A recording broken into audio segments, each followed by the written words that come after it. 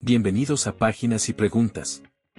Hoy nos adentramos en uno de los capítulos más humanos y cómicos de Don Quijote de la Mancha, el capítulo 5, donde se continúa con la desventura de nuestro caballero, y vaya desventura.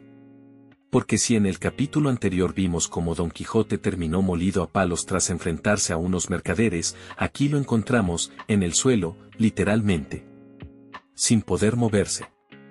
Pero eso sí, recitando versos como si estuviera en plena tragedia épica. Él no grita de dolor.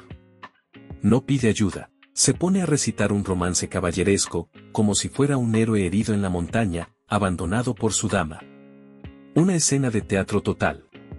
Como si fuera Baldovinos en versión manchega. Y no lo vamos a negar, es tan ridículo como entrañable. Y justo en ese momento, ¿quién aparece? Un vecino suyo, un labrador llamado Pedro Alonso, que viene tranquilo de llevar trigo al molino, y se topa con un hombre tirado, cubierto de polvo, hablando como si estuviera en otro siglo. Pedro Alonso se acerca y le pregunta qué le pasa, pero Don Quijote, claro, está tan metido en su papel que lo confunde con el Marqués de Mantua. Y sigue recitando el poema. Uno no sabe si reírse o sentir ternura. Hay algo tan frágil en su delirio. El labrador está completamente desconcertado. Le limpia el rostro, lo reconoce y le dice, pero si eres el señor Quijada. Y Don Quijote ni lo escucha. Sigue hablando de princesas, de traiciones, de batallas inventadas. Y esto, sinceramente, me hizo pensar en cuántas veces preferimos ignorar lo que nos dice la realidad cuando estamos aferrados a una idea. Y aquí vemos una cosa. El contraste entre la realidad y la fantasía cada vez es más brutal. Don Quijote ha perdido totalmente la capacidad de distinguir lo que pasa afuera de lo que ocurre en su cabeza. Pero, ¿no nos pasa un poco a todos? Cuando idealizamos algo o alguien, ¿no ignoramos también lo evidente? El pobre Pedro Alonso, sin entender nada, decide cargarlo en su burro y llevarlo de vuelta al pueblo. Ojo al detalle. Hasta recoge las armas rotas y los pedazos de lanza, como si fueran cosas sagradas. Eso también dice mucho del cariño que le tienen en su entorno. Mientras caminan, Don Quijote pasa de Baldovinos al moro Abindarráez.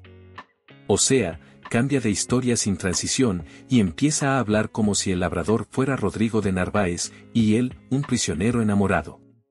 Todo encaja en su mundo de ficción, no importa el contexto real. Es increíble cómo su mente acomoda lo que vive a lo que ha leído. Como si su vida real fuera un capítulo más de los libros de caballería. Y claro, el labrador ya está que se lo quiere quitar de encima.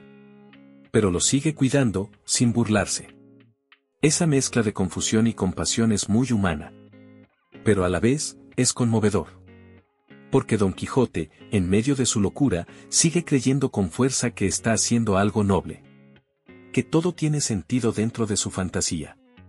Y eso nos hace preguntarnos, ¿cuánto vale una idea, si estás dispuesto a sufrir por ella?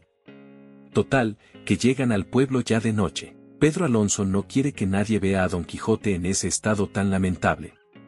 Así que espera a que oscurezca del todo para llevarlo a casa. Eso tiene algo de respeto, de cuidado. No lo expone al ridículo. Y ahí se nos abre otra escena paralela. El ama y la sobrina de Don Quijote están desesperadas. Han pasado 6 días sin saber de él. Y empiezan a echarle la culpa a los libros de caballería. Pero también hay miedo. Porque no saben si va a volver a ser el mismo. Y no se equivocan. Dicen que lo vieron leer por horas, días enteros, y luego levantarse con la espada a pelear contra las paredes. Literalmente. Y que decía que el sudor del esfuerzo era sangre de las batallas. Es un delirio, pero también es poético. Y no solo eso. Que después se tomaba un jarro de agua como si fuera una pócima mágica traída por el sabio esquife, esto ya es el MCU de la Mancha. Sí, y con hechiceros incluidos. La sobrina dice que ella tiene la culpa por no haber avisado a tiempo.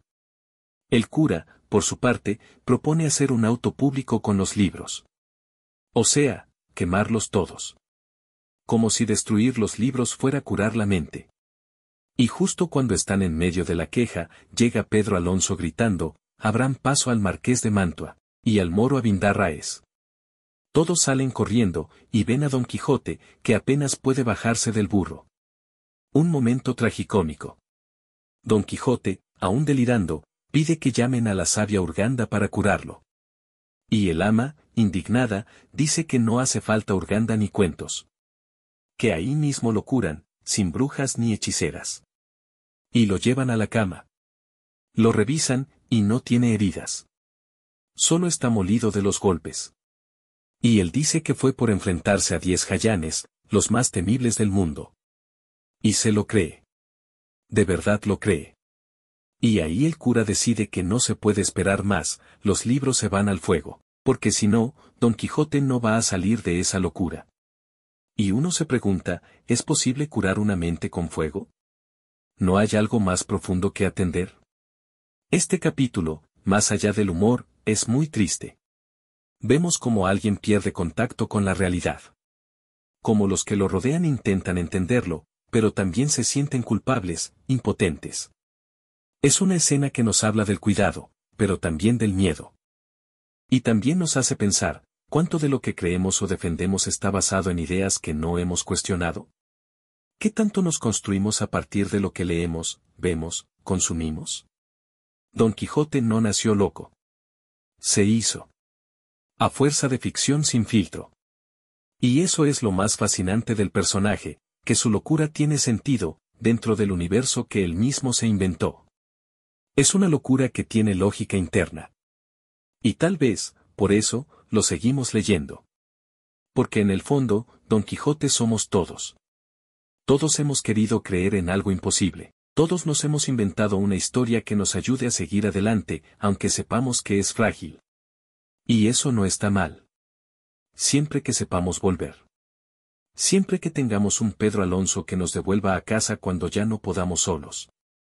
Nos vemos en el próximo episodio de Páginas y Preguntas, donde seguiremos cabalgando entre letras, risas y preguntas incómodas. Porque eso también es leer, preguntarse cosas, aunque no siempre sepamos la respuesta.